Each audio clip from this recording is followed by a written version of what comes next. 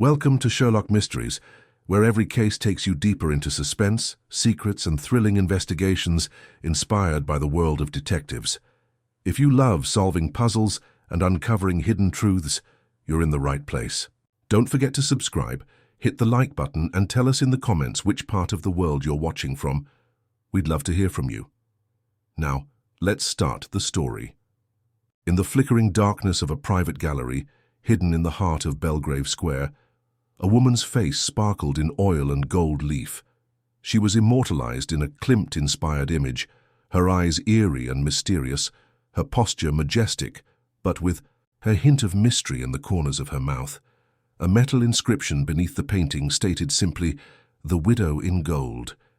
It was the crown jewel of the late Gregory Arnholt's private collection, and it vanished tonight.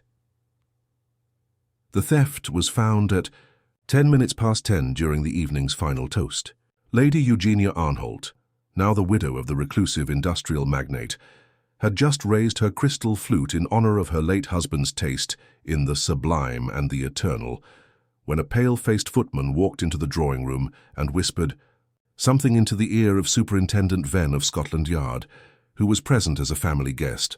The hush that followed was filled with wonder. Venn rose from his velvet-backed chair and cleared his throat with official gravitas. "I apologize, Lady Arnholt. It appears I must interrupt the proceedings. Your late husband's most valued possession, the portrait of the Widow in Gold, is no longer on display in the gallery. It has disappeared." There was a gasp, then another. Then there's the sound of glass breaking on marble as someone drops a drink. Lady Eugenia did not gasp. She did not even flinch. Her painted red lips remained apart in something between boredom and disgust. She simply turned her head gently towards the far corridor that led to the safe display room. "Vanished?" she said, her voice low and clear. How very tiresome.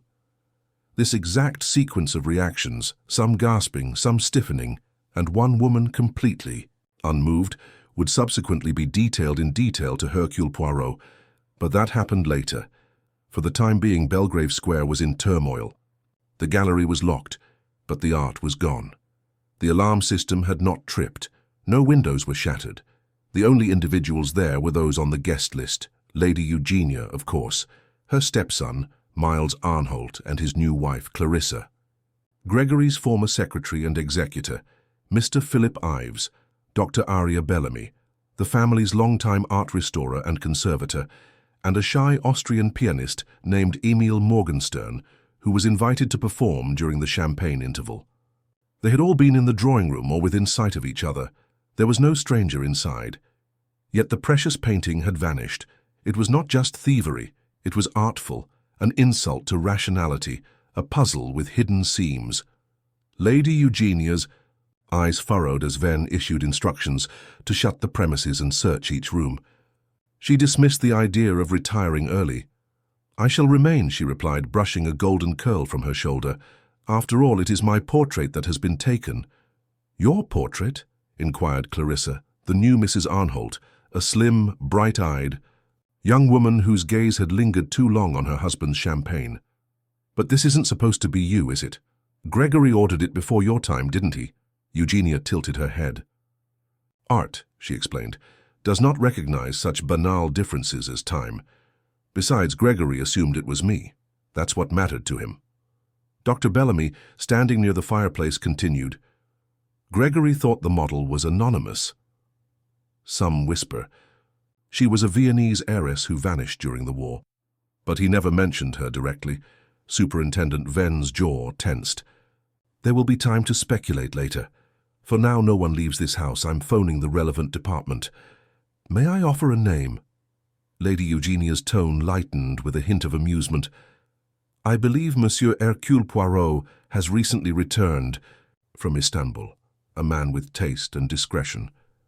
I would rather have him than a parade of boot prints and fingerprint powder." Venn offered a harsh nod.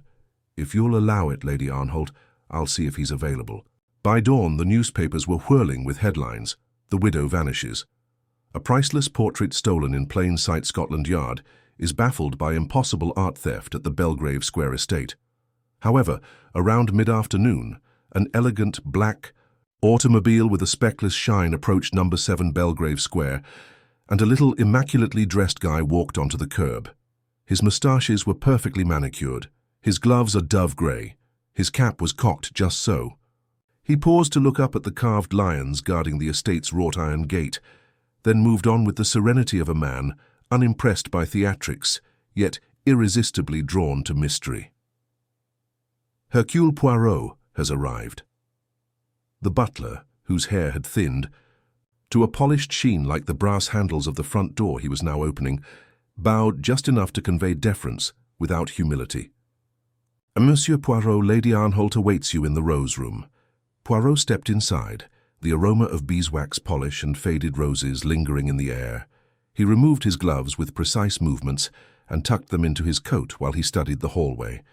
His gaze lingered not on the great staircase or the intricate pictures, but on a smudge of wax near the umbrella stand, a barely discernible dent in the wood of the coat rack, and the faintest hint of fresh varnish near the baseboard.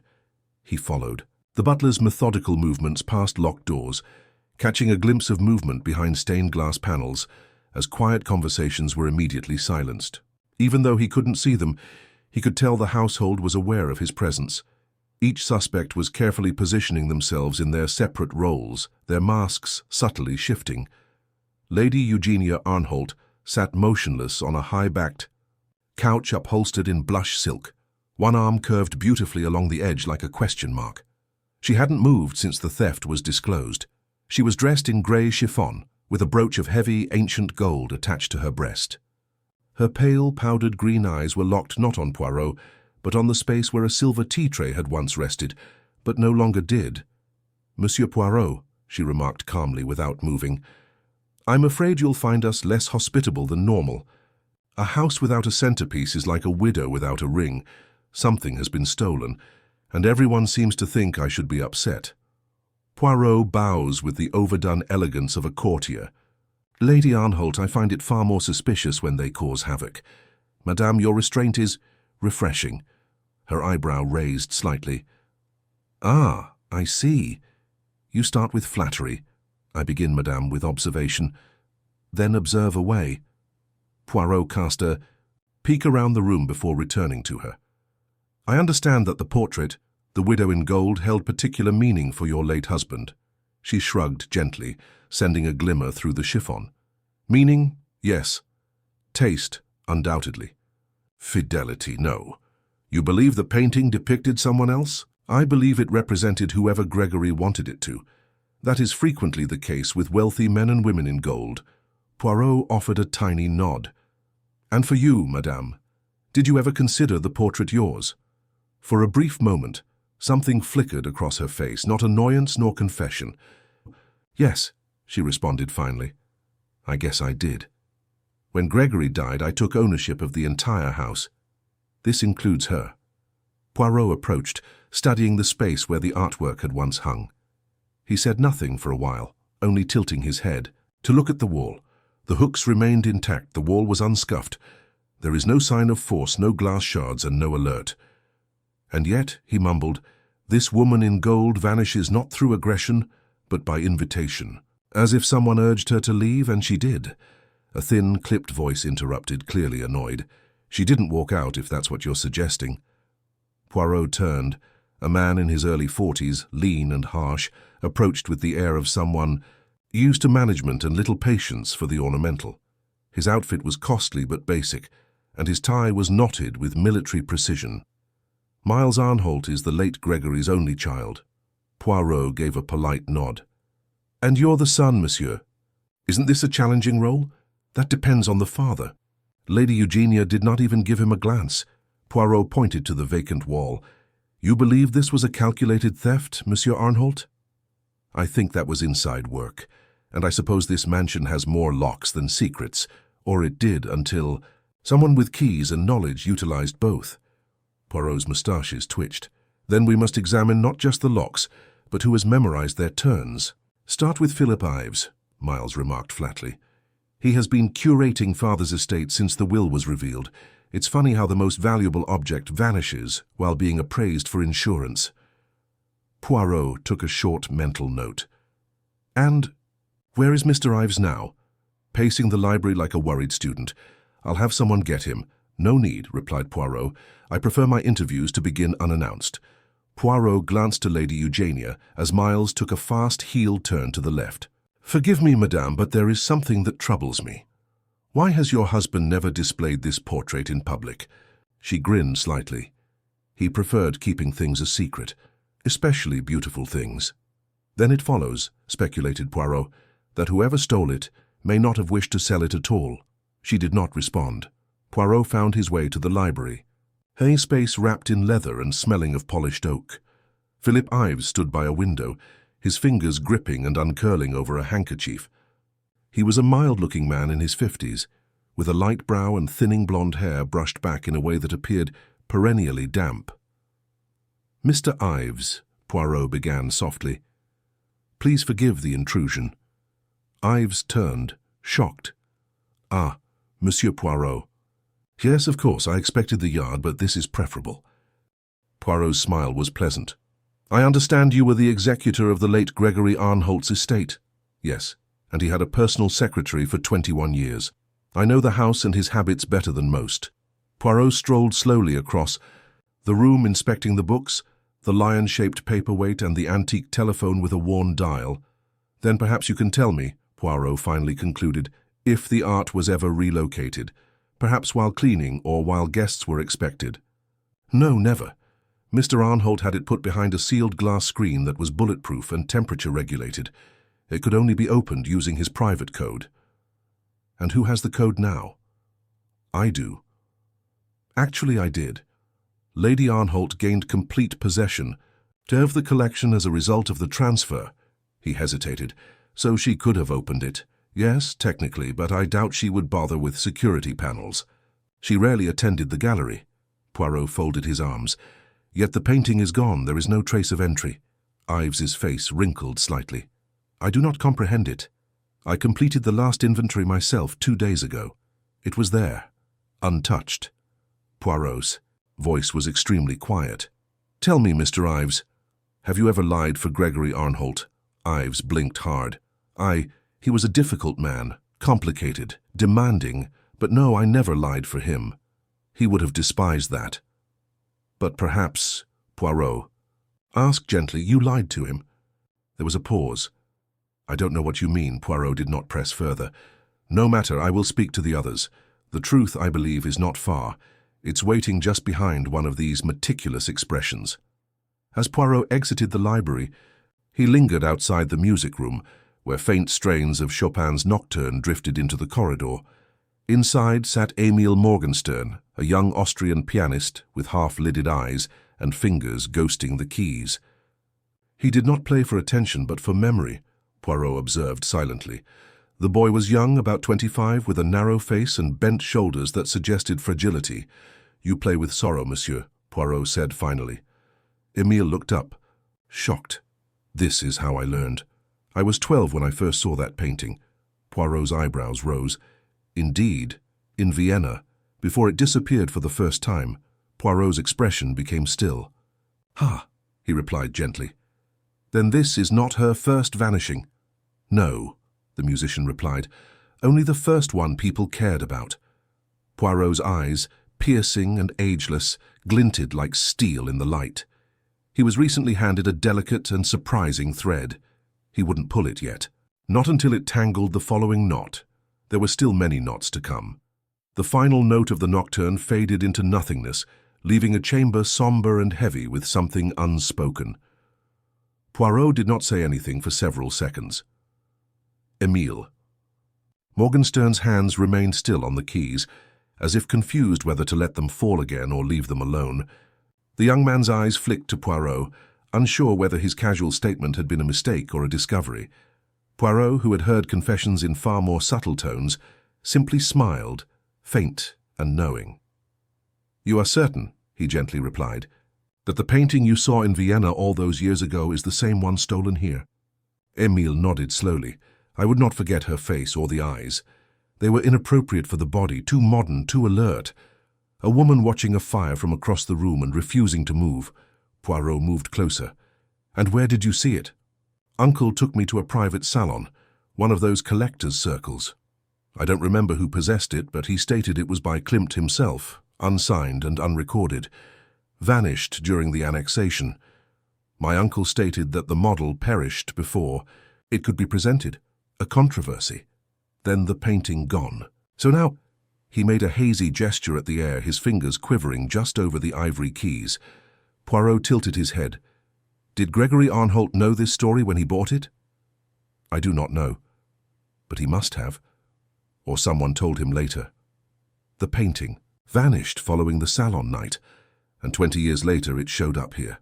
Poirot's expression remained unaltered, but an internal pattern was emerging. A painting having a falsified provenance.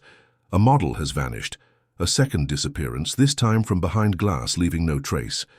He thanked Emile softly before leaving him at the piano.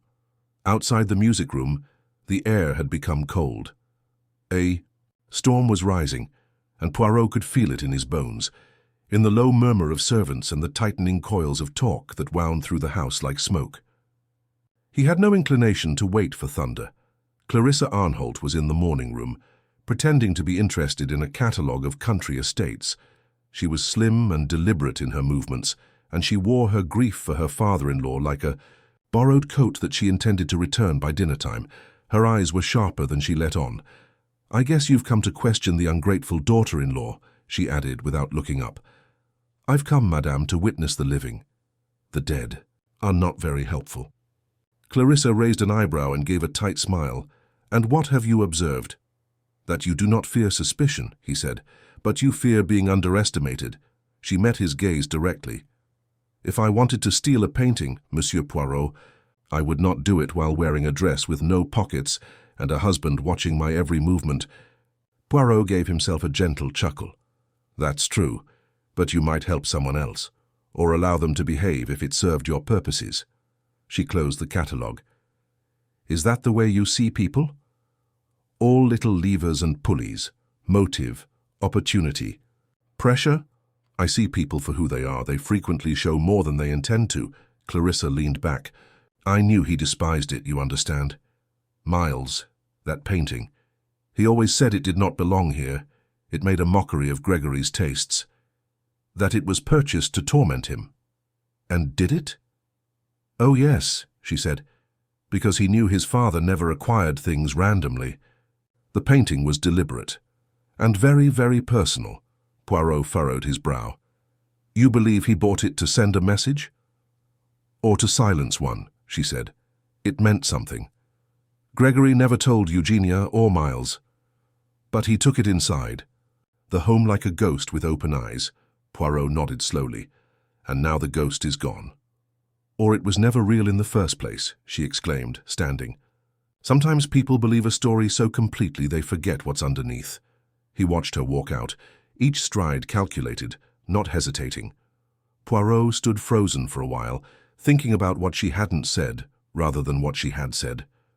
He approached the locked gallery. Superintendent Venn, sleeves rolled, stood at the door, speaking with a technician adjusting the camera mounts. Nothing was triggered, Venn explained when he saw Poirot. Not one alarm. The safe panel was accessed, using the code input. No tampering. And who last used the code? Poirot asked. Lady Arnholt yesterday morning. I've already confirmed it with the security logs. Poirot entered the room where a single frame hung empty, a golden rectangle on a silk-covered wall, a faint trace of varnish where the painting had once been. He stood silently before the space.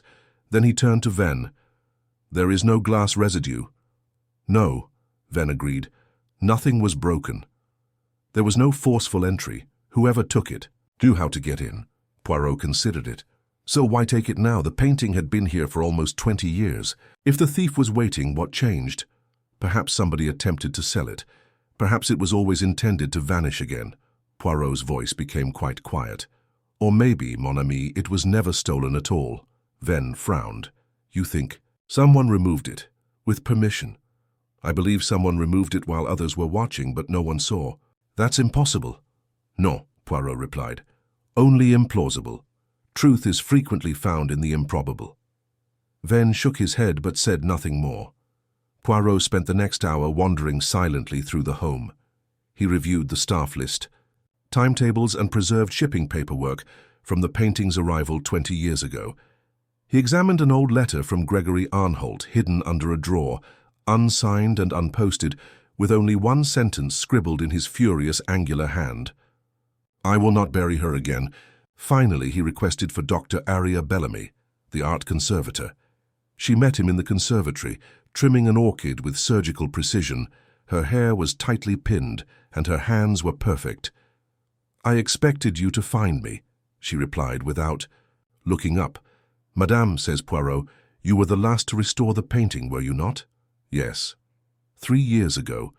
There was a little break in the gilded layer, and the lacquer was lifting. Was there anything unusual? She paused. "Yes, beneath the outer paint I saw faint brushwork, another signature, perhaps overpainted. Not Klimt's. Someone else's initials. I noted it. Gregory asked me to say nothing." "And you obeyed?"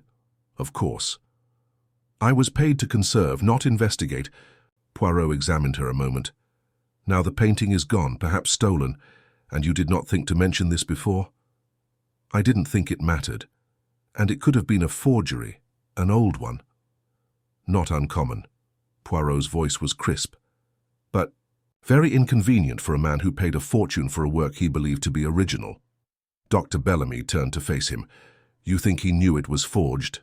"I think," Poirot said, "he knew it was real, but not in the way others imagined."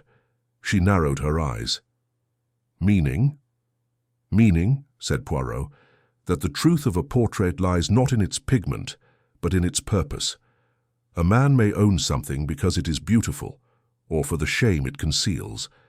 He left her standing in the greenhouse, fingers still on the orchid stem, her eyes following him out, not suspicious, but calculated. Poirot returned to his bed that evening without fanfare. He sat near the window as rain began to tap against the pane. He took out his notebook and scribbled, "The painting is not the prize. That's the lie." Then he underlined it once, with finality. The components were assembling. A ghost portrait, a model who vanished, a collector who spoke to no one but the dead. But something was wrong. There were too many exaggerated reactions, too much stillness. He drank his tisane slowly.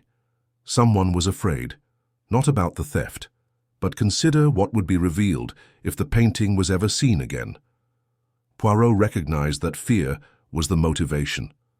The storm had passed by the next morning, leaving behind a washed-out clarity in the air that appeared to settle across Belgrave Square like dust brushed off an old canvas.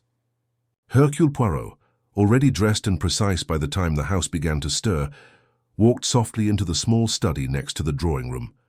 He had requested it the night before, along with a fresh pot of coffee and a single folded letter that was discreetly delivered to Lady Eugenia. The note had simply 3 words: "Il estime." She entered before 8 o'clock. Her gown was black this time, with no gold, grey or ornaments. She wore it like a barrier. The brooch from yesterday was gone.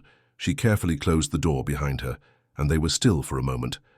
Poirot turned from the window. "It is strange, is it not, madame, how the absence of a thing can be louder than its presence?"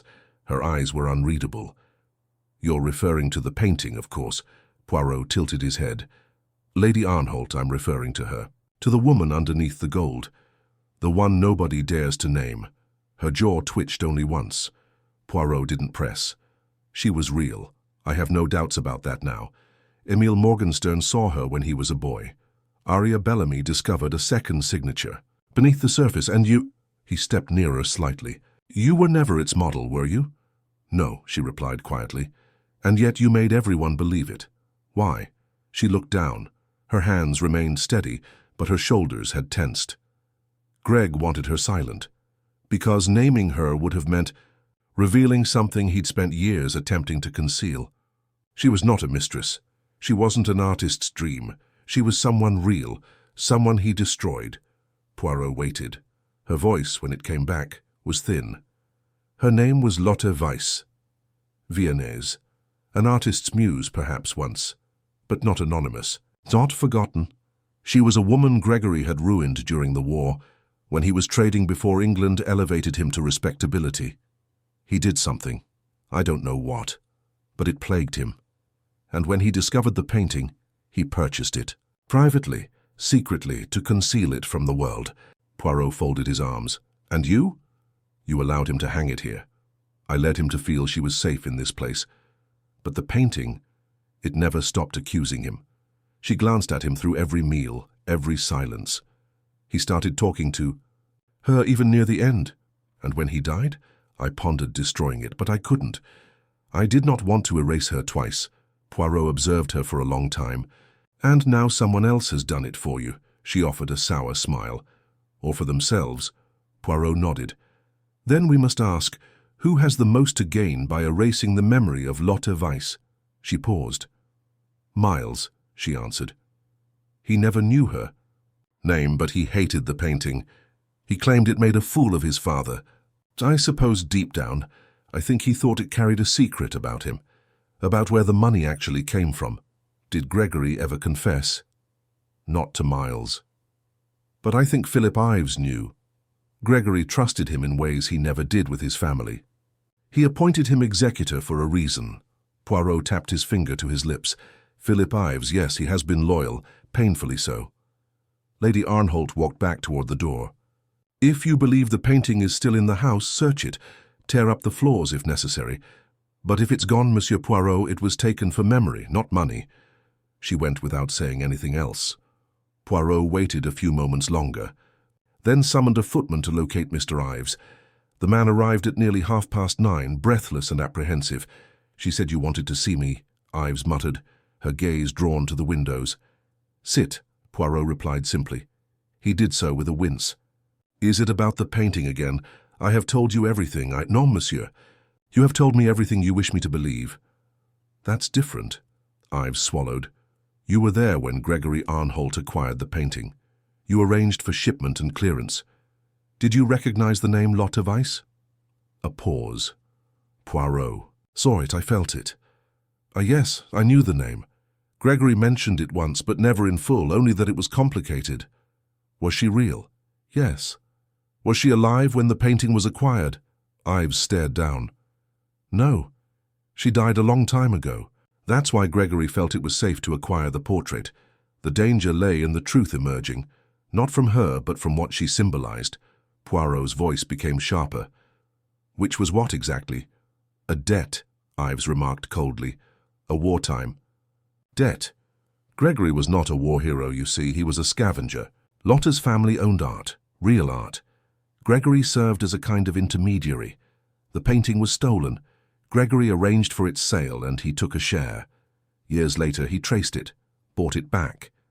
Not because of guilt, but he was afraid history would emerge and tarnish him here. Poirot leaned in. Then you, monsieur, are the only one who could have known the full provenance. Ives nodded miserably. I never spoke a word. Even when the will had been opened. Even when I noticed the clause that guaranteed the painting to the estate for 20 years. Poirot was silent. Afterwards, but you kept that clause from Lady Arnholt. She was not his heir. Miles was. Gregory believed he could control the memory by tying the portrait in legal knots. I simply followed the instructions. Poirot stood. Not quite. You respected your own fear. Ives also rose. You think I took it? No, Poirot replied evenly. I believe you wanted it destroyed, but you lacked courage. He dismissed him with a small nod before returning his attention to the gallery. This time he did not go alone. He asked for Emile Morgenstern to meet him there. The young man entered quietly, glancing around as if entering a cathedral. Poirot pointed to the vacant wall. I have a question, monsieur. One I have asked myself again and again. Emile waited. Why were you invited? The young man blinked. Lady Eugenia asked me, through her secretary. She heard my performance in Salzburg. Indeed, but you have no connection to the family, and yet you were present at the precise moment this painting, this specific painting, vanished. A painting you last saw as a child in a hidden salon. Emile looked down. I didn't come for the performance, I came for her. Poirot moved closer. Then you knew she was here? I guessed, Emile said. When I saw the press release for Gregory Arnholt's collection, I knew the dimensions. The palette, the hints, it had to be her. Poirot's voice was extremely quiet. You are not merely a pianist, are you? Emile looked up, shame flickering across his face. She was my grandmother. Poirot did not react. Lotte Weiss. Yes, Emile whispered. My mother never spoke of her. She was ashamed of what happened during the war. But I found a letter once, a photo of the painting, and when I saw that it would be displayed here, I wrote to Lady Arnholt. I wanted to see it one more time, to know that she hadn't vanished completely. Poirot placed a gentle hand on his shoulder. And you did not take it? No, Emile insisted vehemently, but someone knew I could be looking. Someone was afraid of what I might say. Poirot's eyes narrowed. Did you tell anyone else? No, but that night when I walked into the drawing room, I noticed Clarissa staring at me, as if she recognized anything. Poirot remained silent for a long time. Then he looked back to the vacant frame. The portrait was not stolen for money.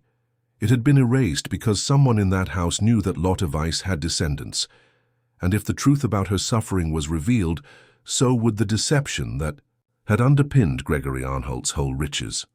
The late morning sunshine filtered through the large gallery windows, settling cold and pallid on the silk-covered wall where the widow in gold formerly hung. Hercule Poirot stood motionless before the empty frame, Emile Morgenstern's silent confession echoing in his thoughts like the last note of a funeral march. So the woman in gold had a name, Lotte Weiss, and a live descendant, the young pianist, whose appearance had surprised more than one member of the Arnholt family. Poirot believed he had come in pursuit of a legacy. It was now apparent that others in the home had guessed his genuine link and acted to conceal it. Poirot didn't linger. His next move was as planned as any on the chessboard.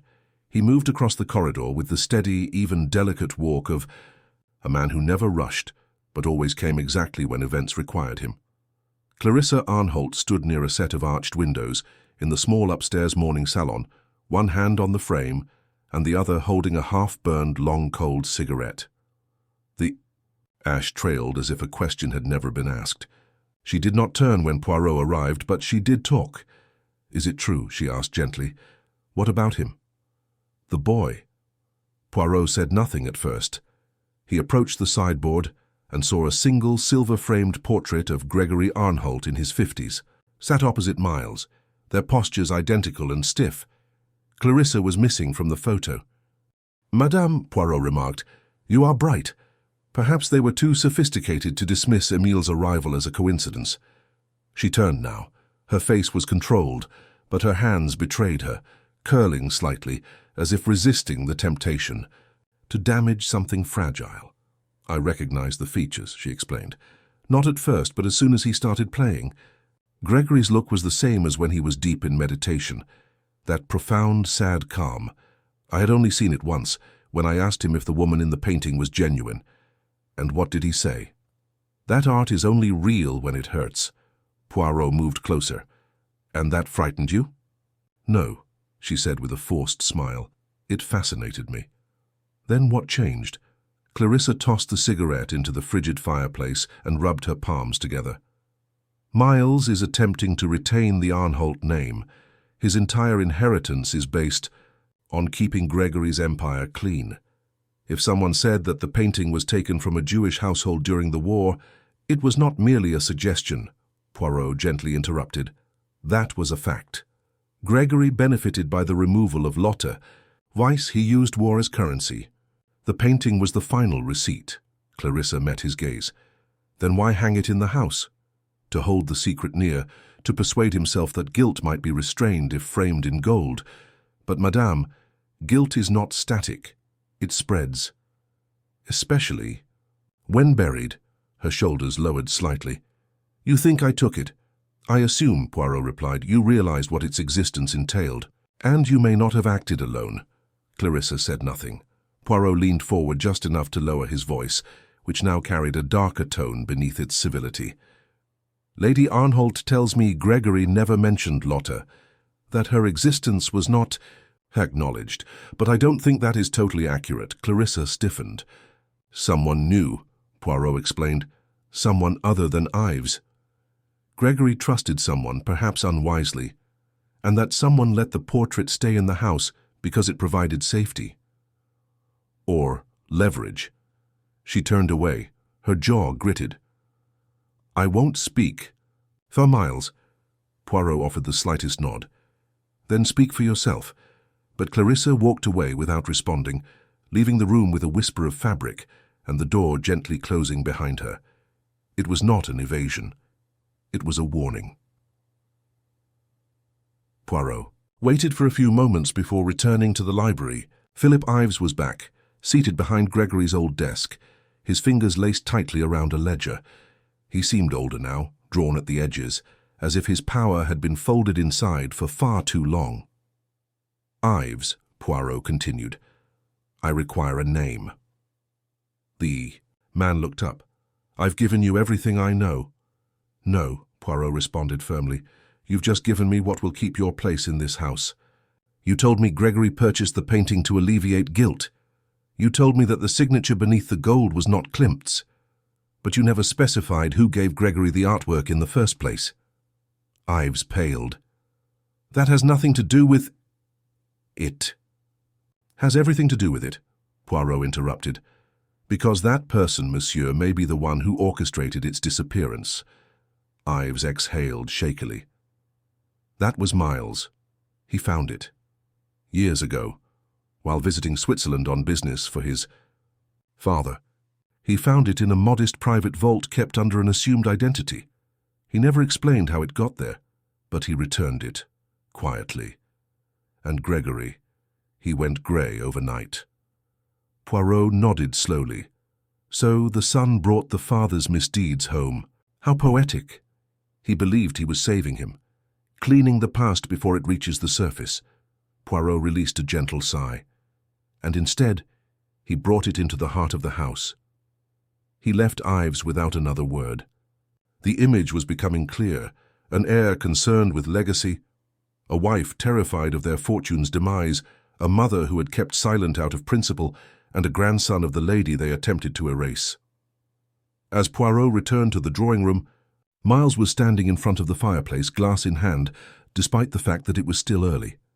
He looked at the flames, challenging them to alter shape. Don't say it, Miles replied without turning. I know why you're here. Poirot moved to the armchair opposite. Then you understand what must happen. Miles turned. His expression was worn, brittle and full of something more than denial. Do you understand what it's like to grow up under a myth, to be told your family is perfect, clean hands, clean business, clean lineage, then to discover that your name is based on stolen blood and burned signatures? Yes, Poirot replied gently. Many men in your father's generation pretended the past was something they could file away. He wasn't sorry, Miles muttered. Not really. Not until the end. By that time, he had cursed that woman's face to this family. You found the painting. Yes. You brought it home. I did. You installed it and let Gregory believe he had reclaimed the narrative. Yes. Poirot stood. And when Emile Morgenstern arrived and you saw what he was, what he represented, what did you do? Miles's throat worked. I did not take it, I swear to you. Then who did? A pause. My wife, he added quietly. Poirot waited. She arranged it. Suppose I think she saw what I couldn't, that the painting would devastate us. She made it vanish in the same manner Gregory had tried. Only this time completely. Poirot studied him. Do you know where it is now? Miles shakes his head. She won't tell me. Poirot did not press further. The truth had finally cracked open. Jagged and terrible. A secret hidden not in gold but in the silence of generations. He left Miles beside the fire, drink in hand, and climbed the stairs without looking back. Lady Eugenia stood at the top, waiting, one hand on the railing, her expression unreadable. Did you find what you needed? She inquired. Poirot met her gaze. Non, madame, I found what no one wanted. He passed her silently and went back to his room. The ultimate clash was approaching. He could feel it as tight as a thread about to gee. Snap. Yes, the painting was gone.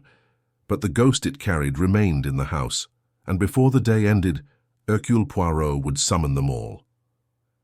By late afternoon, the silence that had descended over the home had become heavy and brittle. It was the stillness of those waiting for something to break. Whether it was revelation or retaliation, nobody had left the premises. The staff had been granted the day off with pay, and those who stayed inside the velvet walls of Belgrave Square were subject to Poirot's subtle but absolute control. The Belgian investigator had said nothing concrete, but the way he strolled from room to room, lingering by doorknobs and half-drawn curtains, was enough to inform the household. Their secrets had run out of places to hide. The summons came at precisely 5 o'clock, a subtle message handed to each of the visitors and members of the household. The drawing room. It's 5:30. Attendance is mandatory for everyone.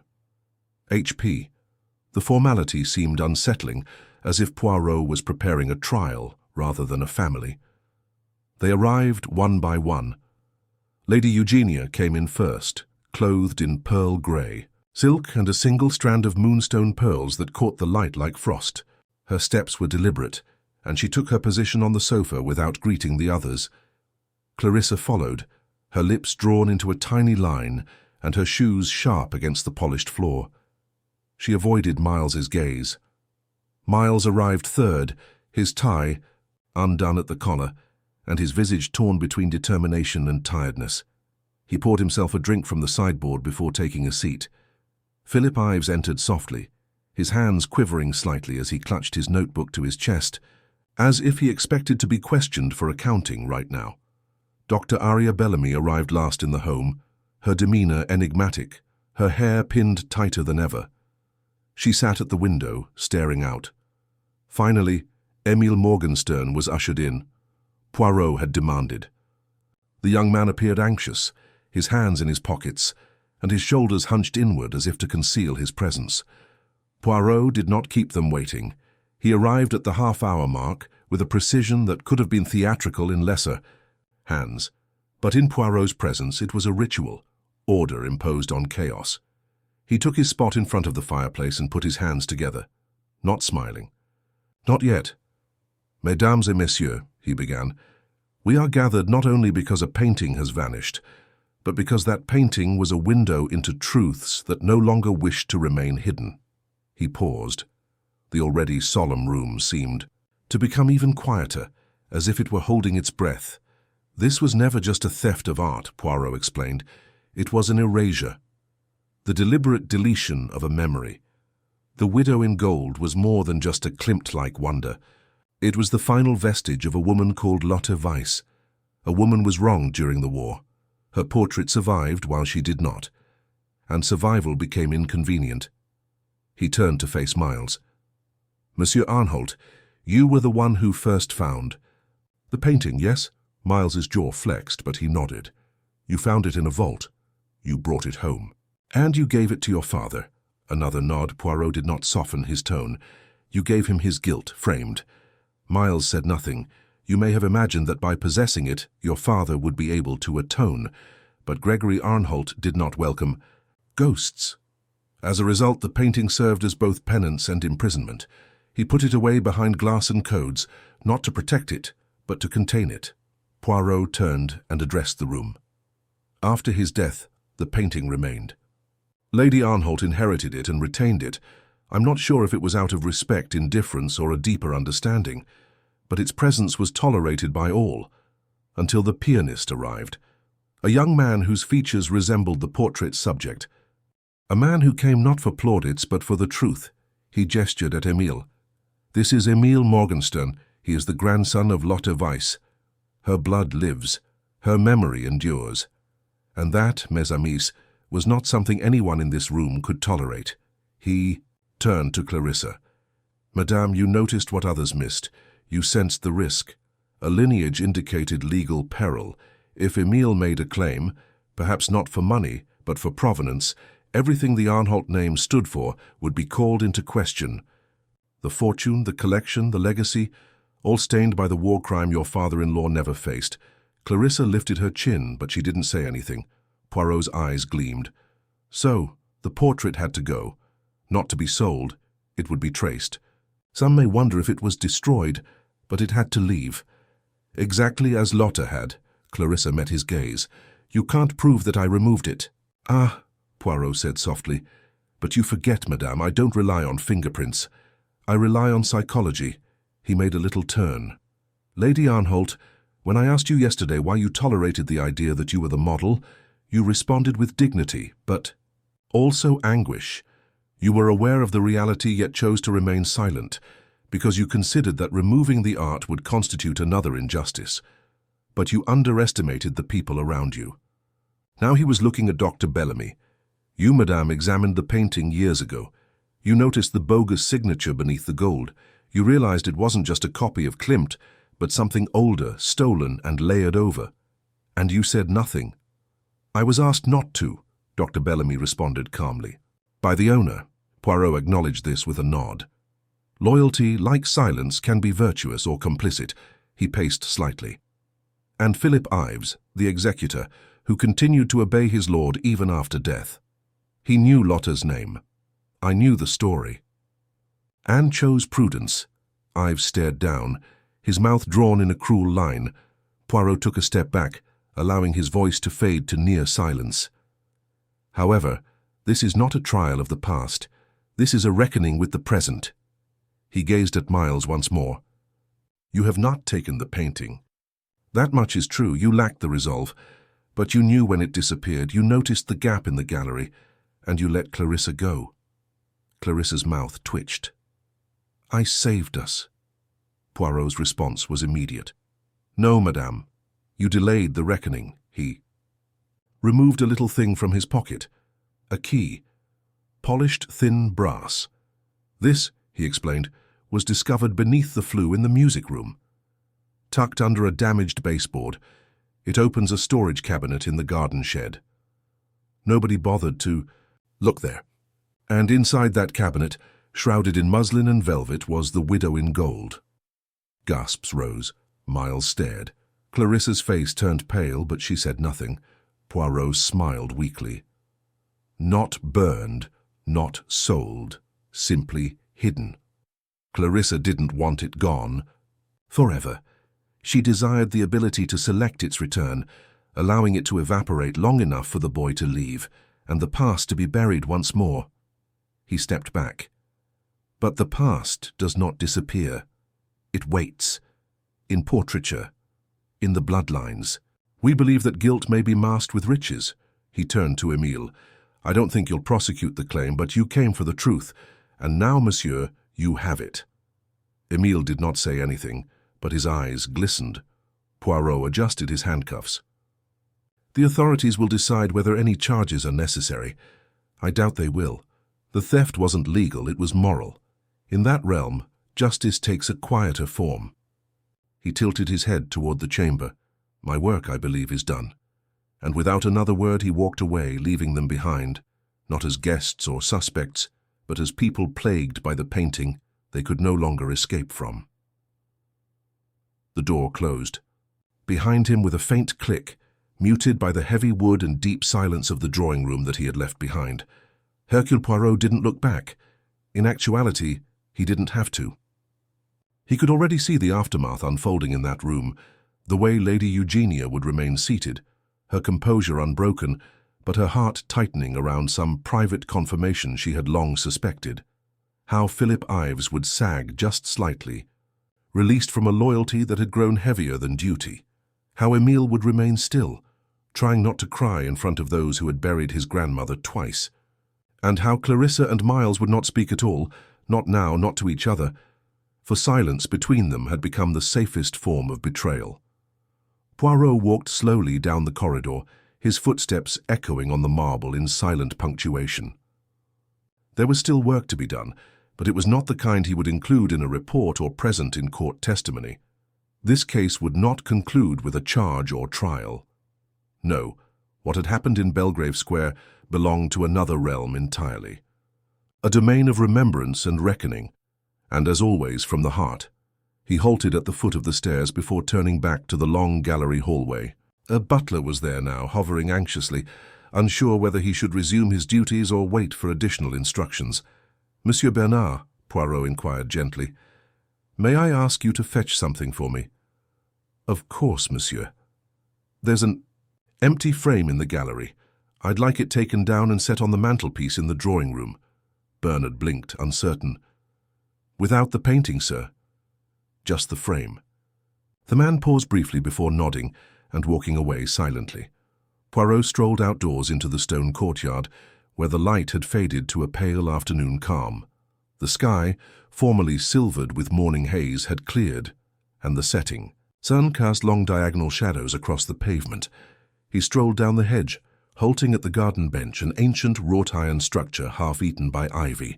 He sat for quite a long time. Emile joined him shortly after. He did not speak right away. Young people rarely did in Poirot's company, especially when confronted with the severity of truths that had just recently settled into place. Emile simply sat next him, elbows on knees, gazing out at the gravel, hedge and home that was not his, and never had been, but whose past was somehow etched into his bones. "She was beautiful," Emile murmured finally, his voice quiet and dry. "I don't only mean the painting. I saw a photograph once. She had a sense of clarity, as if she could see through people." Poirot nodded slightly. "And it was that clarity. Perhaps that made her dangerous." Emile looked at him. "Do you think my mother knew? She never spoke about it. Never even hinted." "Some silences," Poirot replied with a smile, "are meant to protect the next generation from drowning in the sorrow of the last." Emile nodded with a long, languid movement. "I considered stealing it. The painting. Only once. I realized what it was. I told myself that I was owed something. But it didn't feel right." Poirot smiled weakly. "You did not come for revenge, monsieur. You came seeking recognition. That is something much rarer." There was a long silence, and then Emile's voice returned, low and strained. "Will they keep it hidden?" "Perhaps, but not forever. Not now. The story is no longer a secret because once revealed, secrets do not return to their boxes. Even when people try. I suppose that's something. It is everything." They sat silently again.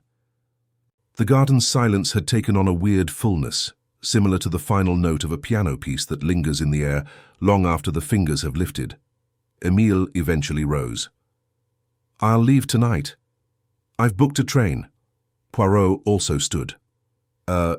Wise choice. Some truths are best acknowledged from a distance." Emile paused, then turned. "Do you think she would have wanted me to come?" Poirot studied the boy's face, which remained youthful despite the shadows that had formed around his eyes. "I think," he said, "that your presence here restored something that had been purposefully broken. She wouldn't have wanted you to bear her sorrow. But she would have wanted you to know she was alive." Emile gave a faint nod that said more than a full speech and returned his gaze to the house. Poirot waited until he left before re-entering. Inside, the house had become still again, but in a different way. The stillness that follows a storm, ruins, left in order, despite shifting foundations. When he returned to the drawing room, he discovered that the frame had already been positioned above the mantel as requested. Clarissa stood before it, arms crossed, and her expression unreadable. She did not turn when he entered, but instead spoke to him without looking. "What's the point of displaying an empty frame?" Poirot approached slowly.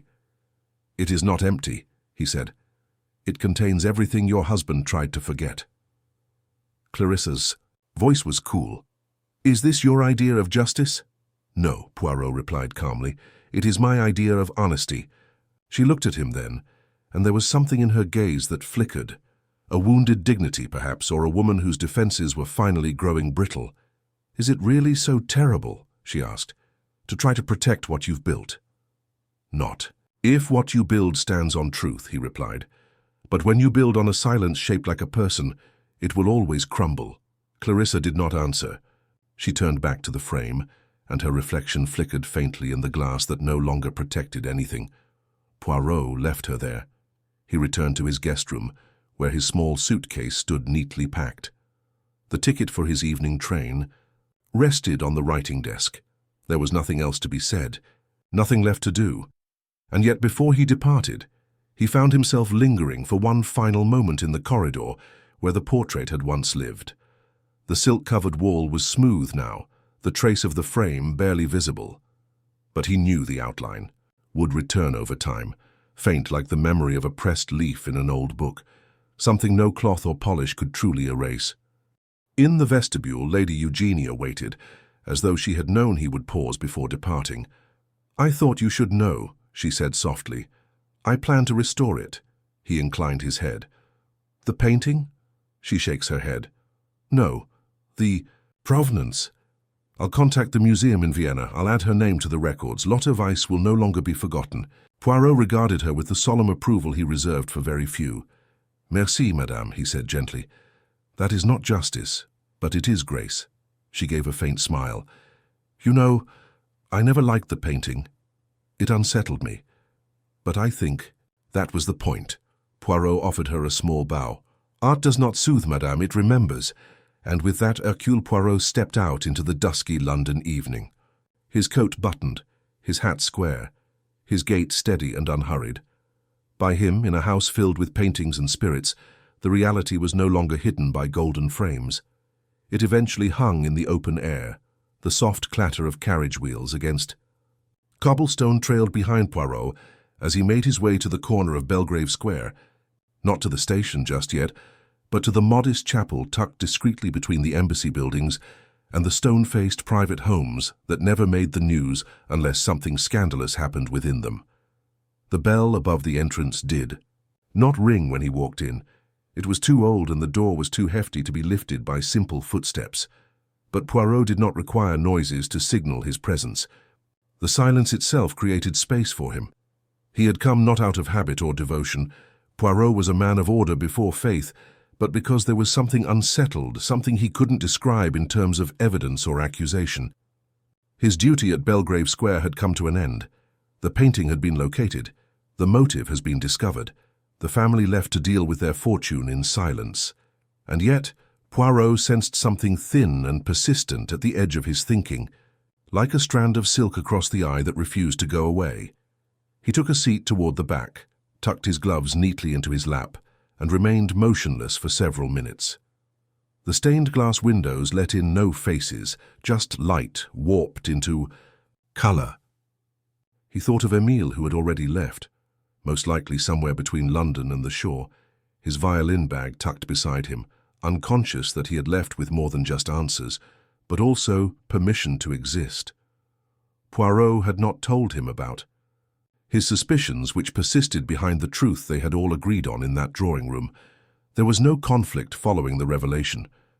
Clarissa had not contested the theft or admitted to its planning. Miles had accepted his wife's actions, with the weary grace of a man who was aware he had given her the blade. Philip Ives returned to his ledgers, relieved that he had been forgiven from lying, and Lady Eugenia had provided something more valuable than regret: correction. However, one guy had kept unusually still in the shadows. Dr. Aria Bellamy. Poirot had been watching her closely as the others unraveled. Her hands did not shake. Her mouth hadn't moved. She wasn't surprised when he explained the false signature beneath the paint, but she wouldn't have been. She'd discovered it. Poirot, however, was concerned by something other than professional, calm. It was the lack of astonishment when Emile disclosed who he was. She had known. He rose from the pew, bowing weakly to the silent chapel, and made his way back toward the Arnholt house, retracing his steps not out of obligation, but certainty. The butler, who had been instructed to admit him without hesitation, opened the door as if expecting him. Maybe he had been. Perhaps Poirot simply left a residue, similar to how wind leaves windows ajar even after it has passed.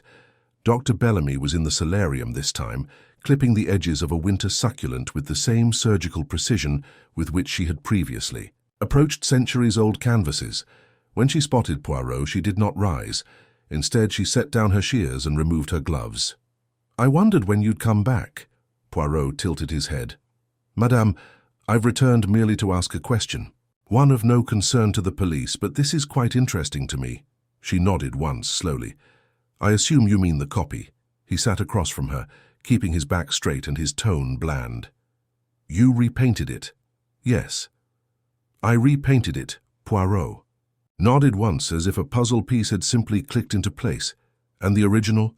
"Still intact, but it is not visible. Following Gregory's death, I removed it from the estate and created a copy to put in its stead. I changed the security glass. I adjusted the varnish. It would pass any casual inspection." "And the original?" She exhaled slowly. "It's stored in..." A climate-controlled vault in Vienna. Where it belongs. Poirot's eyes, keen and steady, did not leave hers. So the painting that was removed this week was not the widow in gold? No, she replied, only its likeness. A shell. An echo. Poirot was silent. Dr. Bellamy leant forward slightly. I couldn't leave it here. Not the actual one. Not after everything I've learnt. I knew it needed to be preserved, documented, indexed, and transferred to a system that could protect it. But Gregory would not have allowed it, and neither would Miles. So I did what all conservators do. I intervened invisibly. And you told no one. No one who wouldn't have stopped me. Poirot studied her. What about the forgery? Why not remove it as well? She smiled slightly. Because Clarissa beat me to it. I saw the missing painting before everyone else that night, but I didn't say anything. I had a suspicion about what had happened. I let her assume she'd let go of the past, but it was only pigment. The truth was already gone. Poirot offered a slow nod. You gambled, madame, and you won. I preserved history. You manipulated it, just like Gregory did, as Eugenia did, just like they all did. Only I did it with an archivist's hand. Poirot sat back. It is a strange sort of justice, madame. It's the only kind I had the tools for. He allowed a pause to occur between them. At that point, you are aware, of course, that if this were ever revealed, I'd be removed from every registry in Europe. Yes. But if I hadn't done it, we wouldn't be sitting here talking. You'd be tracing brushstrokes across ashes. Poirot smiled weakly. And yet, you let the illusion last just long enough to be stolen. Did you intend for Clarissa to do it? I suspected someone would. Yes, Clarissa had a reason, but I wouldn't have been astonished if Miles or Eugenia had also behaved. The portrait turned them all into liars. Poirot arose slowly. And of you, madam. She met his eyes. No, she replied. I did not lie. I restored. He gave her a long look and bowed gently. Bon. Let us say that in this case even the truth needed to be retouched. He exited the solarium and the house without more discourse. There would be no reports, no letter to the authorities. The art, now confirmed to be safe, would be registered ultimately under its proper identity. Perhaps Emile, if he returns, will discover that the painting has been preserved by the same woman who studied it under false pretenses. As Poirot stepped into the fading dusk and the square became quiet again, he paused only once, to look back, at the house that had housed more than theft and guilt. It contained legacy, which was the most hazardous of all. Finally, he turned his steps toward the station. The past could not be changed, but it may be retained, and sometimes that was sufficient. The station was quiet, as if the city had lowered its voice to respect the hour. The London darkness had settled into its regular grey, moist with the threat of fog. Hercule Poirot stood on the platform, coat well buttoned, holding a little valise. His ticket protruded from his breast pocket at the ideal angle to be withdrawn, in a single smooth motion when needed. Around him, other passengers shuffled, coughed, and checked their watches. They were all thinking of destinations. Poirot, meanwhile, was still formulating judgments. He had left Belgrave Square, but not from the case totally. It was one of those cases that refused resolution in the traditional sense. No arrests will be made, no headline would follow. There would be no courtroom, no shutting of accounts. What had been stolen was memory, and what had been preserved in the end was dignity, though who did it and at what moral cost would remain a private affair. The train's engine let out a sigh of steam, which curled around Poirot's ankles as they waited. He straightened his cufflinks absently, thinking not of Clarissa or Miles or even Emile, but of Dr. Aria Bellamy and her modest act of subversion. She had done what none of the others had dared. She had removed the true artwork and replaced it, with a copy so beautiful that even the family who had lived beneath it for years hadn't noticed. That was her crime, and her talent. Poirot might admire such perfection, but adoration was not an endorsement. The means, however well-intentioned, sparked anxiety. He disliked being played with, especially by someone who seemed to share his sense of fairness. A hand touched his sleeve. He turned slightly, surprised. It was Philip Ives. The elder man stood stiffly, his coat undone and his cap askew, as if he had dressed in a hurry. His breath hung in the cool air, and the fingers holding his umbrella quiver slightly. There was something fragile about him now, less collected than before. "Monsieur Poirot," he announced hastily, before Poirot could greet him. "I had to catch you before the train." Poirot tipped his head pleasantly. "You're fortunate, monsieur. 1 minute later, and I would have been aboard." Ives leaned in, his voice low. "There is something I did not say. I assumed it didn't matter. But now I'm unsure." Poirot said nothing, allowing his silence to elicit more. "It's about the will," Ives explained. "Gregory's last testament. You are aware that there was a clause about the painting, that it should remain undisturbed for 20 years. Everyone assumed it was merely a dominating flare. But there was a second clause, one that I suppressed." Poirot's gaze hardened. "Suppressed? I had authority, legal discretion in legacy dissemination. I told myself it was superfluous and out of date, but it wasn't. It identified a beneficiary. Poirot waited. Not Miles, not Eugenia, not even the Foundation. It gave the girl a name, a woman, unspecified title. Only one surname, Weiss. The name dropped into the air like a coin into a well. I thought it was a mistake," Ives explained. "A delusion. Gregory occasionally included wild items in his later years, so I buried it. It was omitted from the final execution. I did not want the scandal. And I couldn't find the name." Poirot's voice was quiet yet forceful. "You never thought to investigate further." "I feared what I would find. Or whom." Ives nodded once, miserably. Poirot moved slightly, peering along the length of the platform as the train neared, its headlights blossoming in the gloom. "You understand, monsieur, what this means?" "Yes," Ives replied, "that the painting, if properly returned, belongs to Emile." "No," Poirot responded. "It already did. Gregory knew. He was aware of Emile's identity, or suspected it, and in his final act he made an attempt at restitution." Ives appeared distraught. "And I erased it." Poirot's eyes softened. "No, you hid it. But as we have shown, the truth can survive artifice." The train screeched to a halt, and the conductor descended to investigate the platform. Poirot turned back to Ives. "You still have the clause?" "I've kept it, locked away, I'm not sure why." "Then give it to Emile, or to Lady Arnholt. Alternatively, visit the museum in Vienna. The truth does not always require witnesses, but it should not be buried again." Ives gave a little nod. Poirot briefly touched his arm. "Courage, monsieur. Redemption does not start with perfection. It starts with a choice." With that, he stepped onto the train. The doors closed behind him. Poirot sank into his compartment, took off his gloves and placed them on his lap. He didn't open a book or move his seat. He simply sat, staring out the window as the train drew away from the platform, and London faded behind him like a folded sheet. He imagined Lotte Weiss not as a symbol or a mystery, but as a woman whose life had been reduced to a canvas and subsequently to a secret. Finally, memory has been restored. He imagined Emile boarding a train somewhere else with nothing but a story, and how, in the end, that might be the legacy that survived. And he remembered Clarissa, Miles, Lady Eugenia, Bellamy, and Ives, not villains, not even true conspirators, but people who had endured quiet until it transformed them. Poirot exhaled. The reality had not been clear.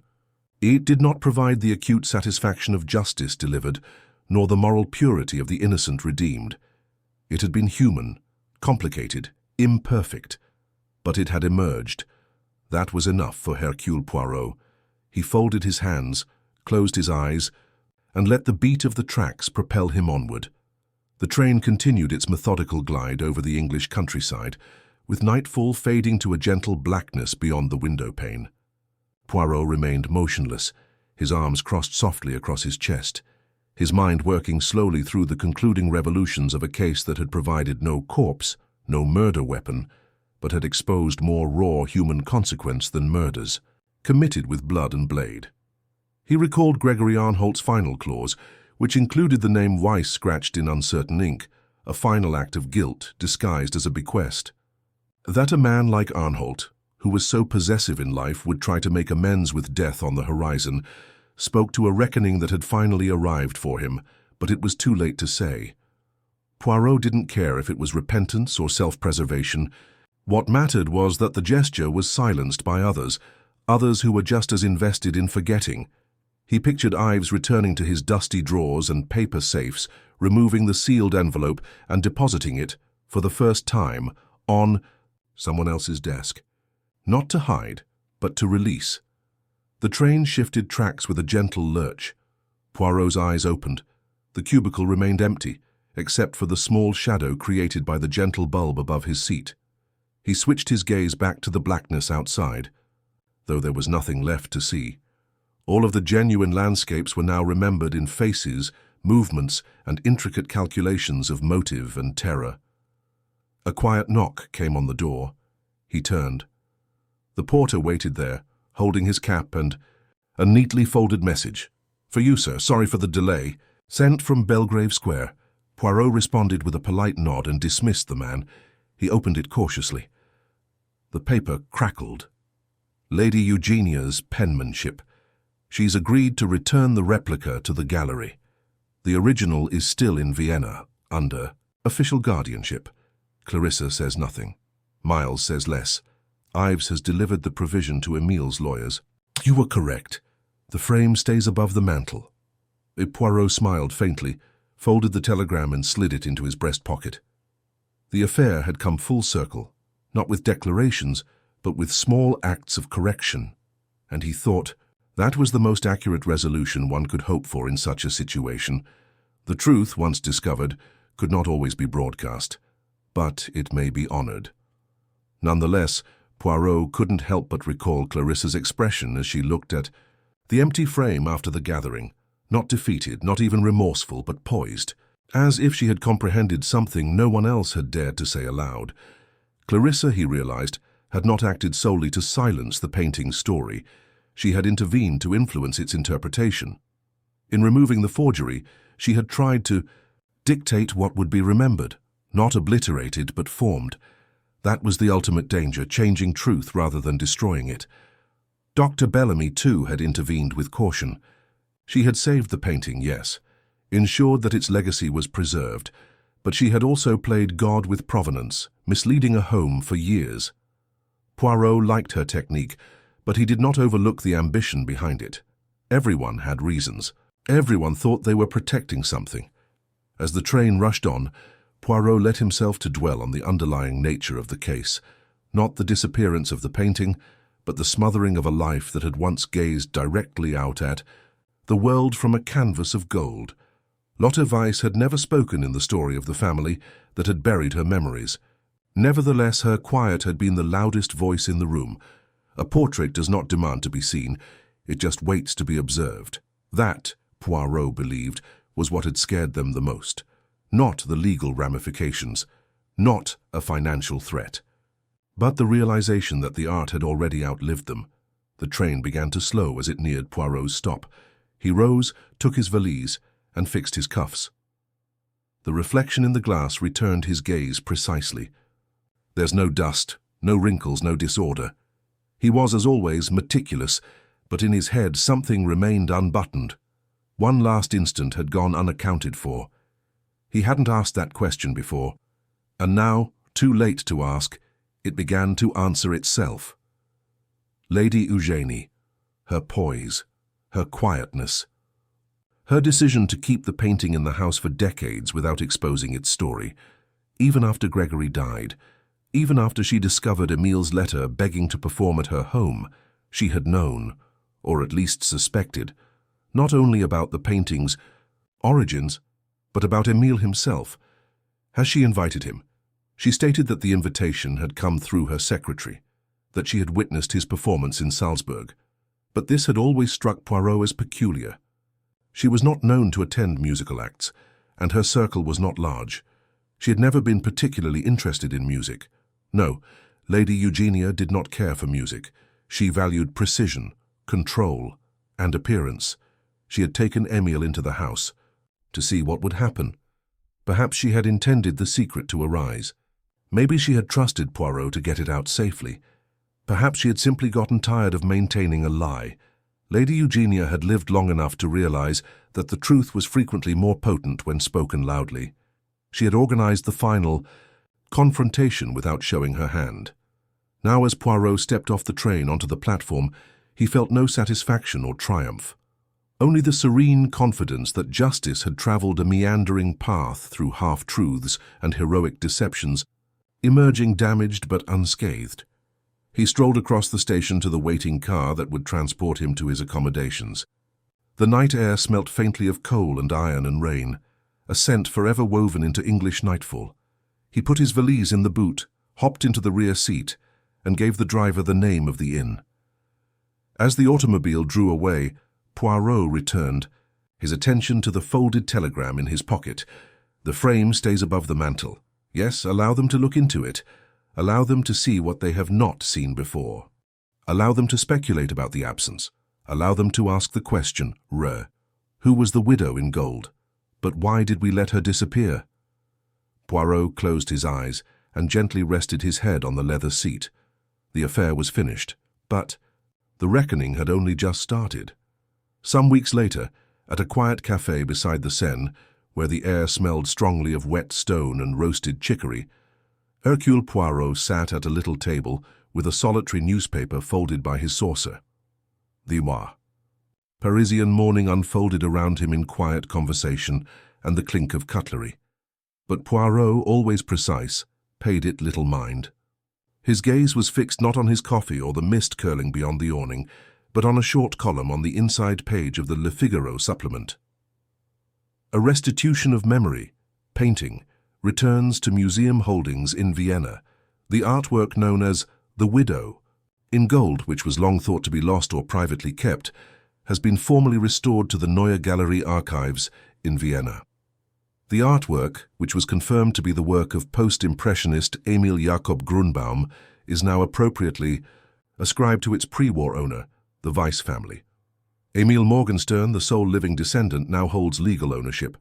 Museum officials have affirmed that the work will remain in public trust, with earnings from the show going to displaced artists' initiatives and restitution studies. Poirot folded the paper carefully, sipped his now cooling coffee, and let a small smile form beneath his moustache. Emile did not want vengeance. He had not sought reparation in court or garnered media attention for his cause. He had simply grabbed what was his, a name, a legacy, a broken silence, and left the rest behind. The boy had slipped into Europe softly, like the portrait once did. But this time he didn't vanish silently. At Belgrave Square the frame remained empty. Lady Eugenia had only informed Poirot a few days before that she had denied all proposals to replace the painting, even restoring the duplicate. She had instead requested that the frame be left empty, to remind those who enter the house what was once taken and for a time hidden in plain sight. A little brass plaque reading LW, recovered, had been mounted to the mantelpiece.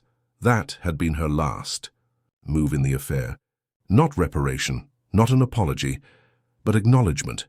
Clarissa, according to the letter, had begun to travel. Nobody indicated whether they were embarrassed or relieved. Miles, now the lone heir in a home filled with ghosts, had retreated from the press, the boardrooms, and society. He wrote checks to quiet causes, and for the first time in decades the Arnholt Family Foundation made a donation to the same museum Gregory had dreaded might visit with inquiries. Dr. Bellamy had accepted a peaceful academic position abroad, retiring from restoration commissions but continuing her study. It was reported that she was authoring a monograph on provenance ethics. Poirot had no question about the brilliance of its conclusions. The affair had not ended in confrontation, but rather in slow turning, like the unseen workings of a clock, tower shifting its gears back into alignment after years of being off by a few seconds. And Poirot, as always, he maintained his composure, not triumphant, but quietly resolved. What had been solved was not only a theft, not even the question of authorship. It was the reclaiming of a narrative from those who had written it in fading ink. The riddle had not yielded a single clean confession, but rather a mosaic of motivations, each suspect acting with just enough logic to feel themselves right. Poirot had put each motive up to the light and gently turned it to reveal the true design. He had not passed judgment on them. That was never his task. He'd disclosed them. He finished his coffee, wiped his lips with a linen napkin, and stood. Azum. He exited the cafe. The waiter yelled out behind him, "Thank you, Monsieur Poirot. Will you come back next week?" Poirot smiled weakly. "No, mon ami. I have another engagement with the truth always," and with that he withdrew into the swirling fog of Paris, a silhouette of order in a world perpetually at conflict with itself. Behind him, the story of the widow in gold was no longer a secret. It belongs to memory, and memory once awakened never sleeps again.